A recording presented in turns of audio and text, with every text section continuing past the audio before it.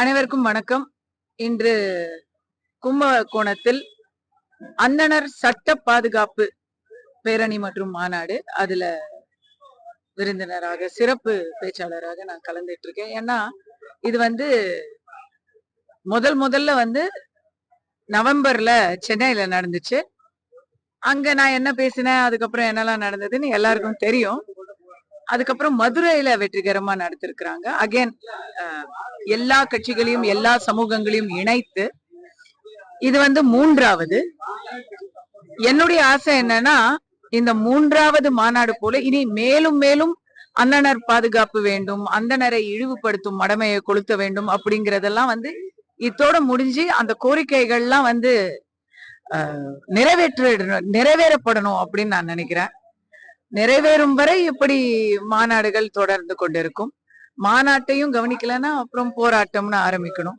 தமிழ்நாட்டுல இப்ப போராட்டம் சீசன் ஆரம்பிச்சிடுச்சு. இன்னைக்கு ஐ திங்க் ஜாக்டோ ஜியோலாம் ஆரம்பிச்சுட்டாங்க.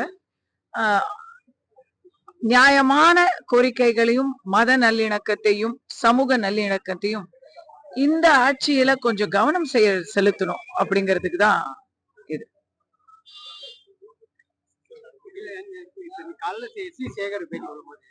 நான் பாக்கல. தமிழ்நாட்டுல ஒண்ணும் அந்த நிலைக்கு பாதுகாப்பு நிலையெல்லாம் ஒண்ணு இல்ல, அப்படி மாநாடுலாம் ஒண்ணு அப்படின்னு தேவையில்லை. இல்ல, எஸ்.வி. சேகர் அவர்கள் அவருடைய சொந்த அனுபவத்தை வச்சு அவர் சொல்றாரு. ஏன்னா இத்தனை நாள் அவரு பெண் பத்திரிகையாளர்களை ஆபாசமாக பேசியதற்காக பல விதமான வழக்குகள், அச்சுறுத்தல்கள், இப்படி எல்லாம் அவர் பாதுகாப்பின்மைய அவர் உணர்ந்திருப்பாரு. இப்ப எப்ப அவர் திமுக பக்கம் மொத்தமா சாஞ்சிட்டாரோ, இப்ப அவருக்கு அந்த பாதுகாப்பு நிறைய கிடைச்சிருச்சு. அத சொல்றாரு. தமிழகத்துல பாதுகாப்புன்னு நம்ம சொல்லும் பொழுது அவங்கள உடல் ரீதியா பிசிக்கல் அசால்ட் அப்படி நம்ம சொல்ல வரலங்க. பட் வெர்பல் அபியூஸ் அப்படிங்கிறது பாதுகாப்புன்னு சொல்லும் போது நம்ம அவங்களுக்கு உயிருக்கு ஆபத்து, பிசிக்கல் அபியூஸ் அப்படி நம்ம சொல்லல. பட் ஒருத்தங்களுடைய உயிரை விட மானம் முக்கியம் இல்லையா?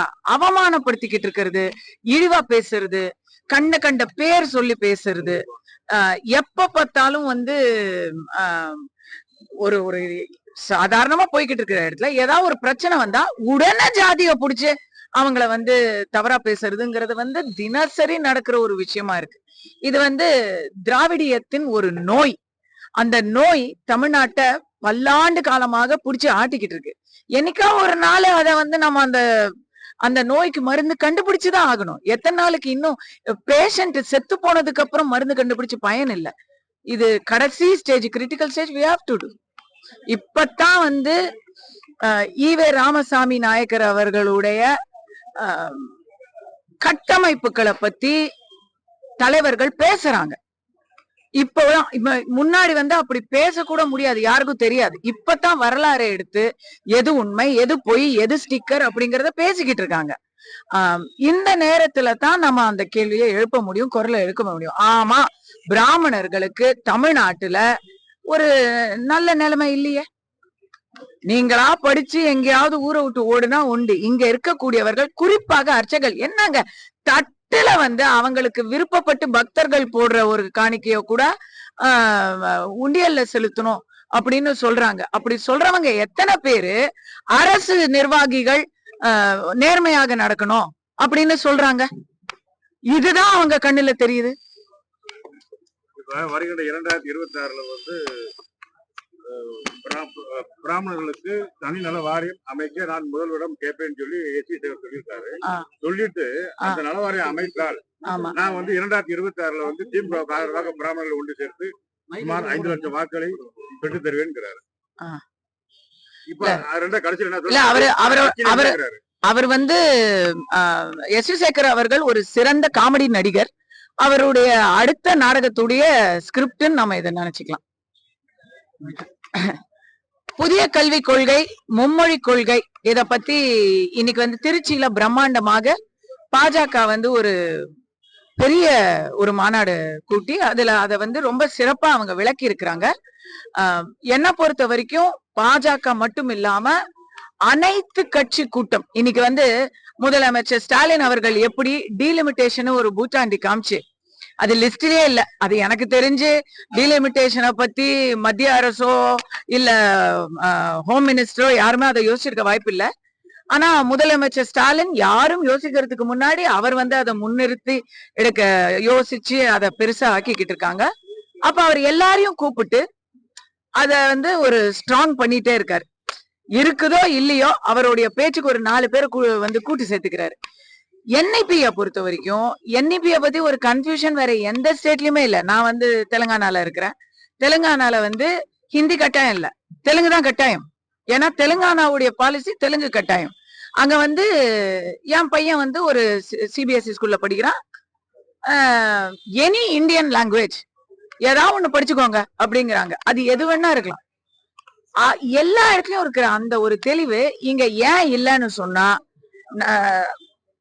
அரசு மாநில அரசு வந்து யாருக்கும் தெளிவு வந்துடக்கூடாதுன்னு நினைக்குது. இத பாஜக தனியா பண்ணாம பப்ளிக்ல இருந்து 4 பேரு, இன்ஃபுளுசர்ஸ் 4 பேரு, மற்ற கட்சிகள் 4 பேரு, மற்ற மாநில தலைவர்கள் எல்லாரும் வச்சு இத வந்து கொண்டு போனாதான் மக்கள் கிட்ட போய் சேரும். ஏன்னா மக்கள் கிட்ட இன்னைக்கு கொண்டு போய் சேர்க்கறதுக்கு தனிப்பட்ட ஊடகங்கள் தான் அதுக்கு உறுதுணையா இருக்கே தவிர சார்பு நிலை ஊடகங்கள் வழியா போவாது இல்லையா. NIP-ங்கிறது தமிழ்நாட்டுக்கு தேவையான ஃபர்ஸ்ட் ஆஃப் ஆல் மும்மொழி திட்டம் தேவையா இல்லையா, எதுக்கு 3வது மொழி அப்படின்னு கேக்குறவங்களுக்கு நான் சொல்றேன், தமிழ்நாட்டுல 25%, இன்னும் சொல்ல போனா குறிப்பா 27% மாற்று மொழி பேசுபவர்கள் தான் தமிழ்நாட்டுல இருக்கிறாங்க. அவங்களுக்கெல்லாம் தமிழ் படிக்கிறதே 3வது மொழி தான். அதனால மும்மொழி எதுக்கு 4 மொழி எதுக்குன்னு சொல்லக்கூடாது. சின்ன வயசுல எத்தனை பாடம் கத்துக்க முடியுமோ அத்தனை பாடத்தை கத்துக்கணும். பள்ளிக்கூடம்னா பாடம் கத்து கொடுக்கணும். பள்ளிக்கு போற மாணவர்கள்லாம் பாடம் கத்துக்கணும். இது வந்து எனக்கு பயங்கர பிரஷரா இருக்கு, ஒரு மொழியை கத்துக்கிறது வந்து எனக்கு ரொம்ப பிரஷரா இருக்குன்னு சொன்னா அந்த பாடத்தை லகுவாக்கலாமே தவிர பாடமே இருக்கக்கூடாதுன்னு சொல்றது. நாளைக்கு கணக்கு பாடம் பிடிக்கல, நான் ஃபெயில் ஆயிட்டேன் கணக்கு பாடத்துல, அதனால எனக்கு வந்து கணக்கு பாடத்தை எடுங்கன்னு மாணவர்கள் சொன்னா ஏத்துப்பீங்களா? அது அடிப்படைன்னு நீங்க சொல்ல மாட்டீங்களா?